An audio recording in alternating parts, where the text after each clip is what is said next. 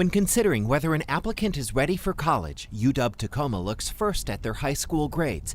Then they ask, is this student committed? Sometimes that shows up in the form of if they're the first in their family to go to college.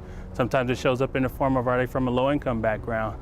Sometimes we're looking at students if they're veteran status, what high school they're going to. Yes, test scores like the SAT and ACT are important, but they won't guarantee an acceptance letter here because there are many factors that impact a student's success. A new score connected to the SAT exam aims to standardize that approach and expand it nationwide.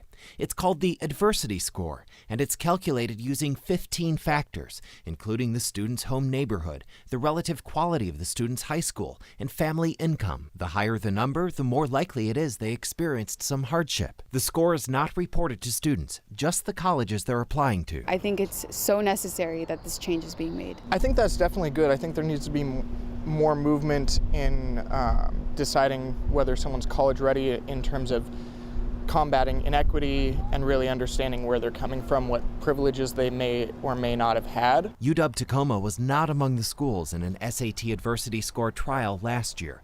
The university says it looks forward to seeing how its current practices line up with this new measure. We're always looking for reasons to admit students. And so we're an access-driven institution. If we feel that you have the academic preparation to be successful here, then that's what we're trying to figure out through that. In Tacoma, Ted Land, King 5 News.